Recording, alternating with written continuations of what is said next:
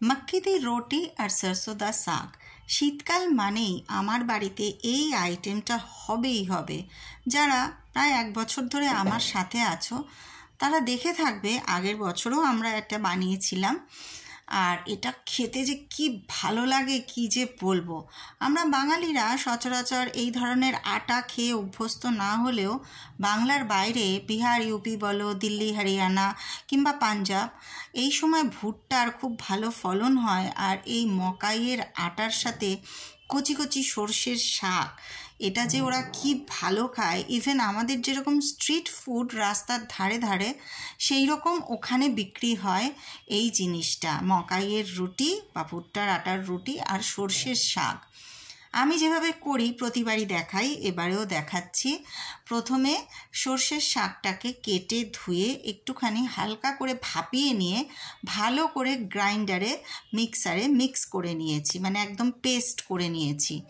তারপর কড়াইতে সর্ষের তেল দিয়ে তাতে দিয়েছি 5 ফোড়ন আর শুকনো লঙ্কা। ঝালটা যে যেরকম খায় সেই বুঝেই সেটা দেবে। আমাদের ঝালটা খুব বেশি খাওয়া হয় না বলে একটু মিডিয়াম দিয়েছি। আর ওদিকে হচ্ছে ডিম সেদ্ধ। আগের বছর দেখলাম ভিডিওটা খুলে করেছিলাম এর সাথে চিকেন, এবার হবে ডিম কষা। তো তারপরে সেই সবুজ সর্ষের শাকের পেস্টটা দিয়ে দিলাম আমি কড়াইতে তেলের মধ্যে। এটা খুব ভালো করে নাড়তে চাড়তে হবে। আর এর মধ্যে দিতে হবে অনেক রকম মশলা। এই মশলাগুলো দিয়ে এটা যখন মাখো মাখো একটা তৈরি হবে না, কি যে অপূর্ব স্বাদ কি বলবো। মশলা বলতে আমরা যে ড্রাই স্পাইসেস ইউজ করি রেগুলার রান্নায় সেগুলোই। এর সাথে আদার গুঁড়ো থাকবে, জিরের গুঁড়ো থাকবে, ধনিয়া, লঙ্কা, হলুদ সবই থাকবে, নুন মিষ্টি থাকবে। আর তোমরা যদি ইচ্ছে করো তাহলে এতে একটুখানি জোয়ান, মানে গোটা জোয়ান ভালো করে হাতে ডলে সেটাও মেশাতে পারো, খেতে ভালোই লাগে।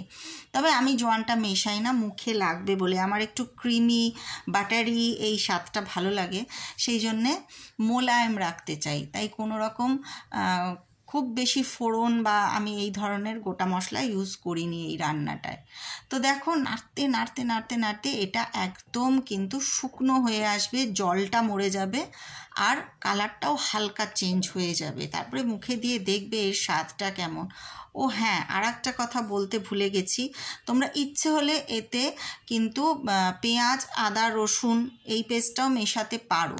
আমি এটা কোনো সময় নিরামিষ করি, কোনো সময় পেঁয়াজটা দিয়ে মানে করি, এই আর কি ব্যাপার। আর নামিয়ে এতটা পরিমাণে বাটার এর ওপরে কিন্তু দেওয়া অবশ্যই চাই আর চাই। এরপর মাক্কি দি রুটি। মাক্কি দি রুটি মানে ভুট্টার আটা বা মেজ যেটাকে বলে, সেইটার সাথে আমি কিন্তু মিশিয়ে নিই আমাদের একদম প্লেন গমের আটা। কারণ শুধু যদি ভুট্টার আটা দিয়ে করো অনেক সময় ওটা ভালো লাগে না, মানে ওই স্বাদটা আমাদের মুখে ভালো লাগে না বাঙালিদের।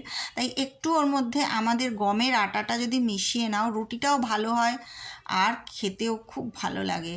তো ভুট্টার আটার সাথে এমনি আটা মিশিয়ে প্রথমেই খুব ভালো করে ঠেসে ঠেসে একটা মণ্ড বানিয়ে নিতে হবে। তার মধ্যে মেশাতে হবে একটু হলুদ গুঁড়ো, একটু চিনি আর একটু নুন। তোমরা ইচ্ছে করলে এতেও আজওয়ান বা জোয়ান সিড দিতে পারো, আর দিতে পারো লঙ্কার গুঁড়ো। আমি যে দুটো অ্যাভয়েড করেছি দিইনি। আর দেবো একটুখানি গাওয়া ঘি।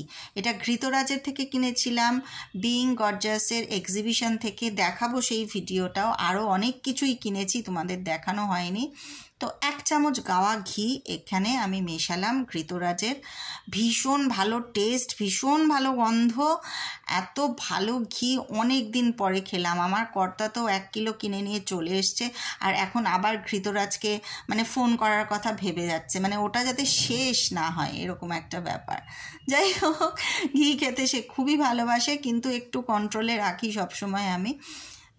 তারপরে মেখে নিয়েছি আমি আটাটা। আর এরকম তুলতুলে নরম হবে, খুব বেশি আবার নরম না, কিন্তু নরম নরম করেই মাখতে হবে। আর এটাকে ঢেকে রাখতে হবে বেশ 0.5 ঘন্টা। তারপরে চাটুতে দেখো আমি লোহার চাটু ব্যবহার করছি, আর ওদিকে ডিম কষাটাও হয়ে এসছে। তো লোহার চাটু গরম করে তার মধ্যে একটু সাদা তেল দিয়ে আস্তে আস্তে করে লেচি কেটে এই পরোটাগুলো বেলে আমি ভেজে নেব। ভাজতে খুব বেশি সময় লাগে না, আর যেহেতু এর মধ্যে ঘি মেশানো আছে এর আলাদাই স্বাদ গন্ধ হয়, আর ভীষণ ভালো লাগে সর্ষের শাকের সাথে খেতে। সর্ষের শাকটা কিন্তু ভাপিয়ে একটু চিপে চিপে জলটাকে ফেলে দেবে, তাহলে একটা তিতো ভাব থাকে সেটা কেটে যাবে। ডিম কষাটাও আজকে করব একদম মাখা মাখা হাঁসের ডিমের কষা। শীতকালে খেতে ভীষণ ভালো লাগে, কিন্তু রেগুলার হাঁসের ডিম খেলে বাত হয়, কেউ মোটেও খেতে যেও না, আমরাও খাই না। তো যাই হোক, আমার রান্না রেডি। ও হ্যাঁ, এটাও করেছিলাম চিংড়ির মালাইকারি, ঠিক না, মশলা চিংড়ি, একদম ড্রাই করে মশলা চিংড়ি, কারণ লুচি পরোটার সাথে তো খুব একটা ঝোল জাতীয় ভালো লাগে না খেতে।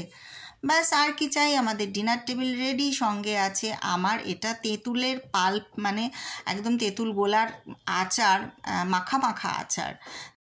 এই আচারটার মধ্যেও কোনো বীজ মুখে পড়বে না, একদম মোলায়েম একটা আচার। আর শীতকালটা এই থালি যদি একটা হয়, বিশ্বাস করো জমে যায়। তার সাথে মূলো যদি কেউ খেতে ভালোবাসো, এক টুকরো দু টুকরো মূলো নিয়ে নিও, জমে যাবে ডিনার।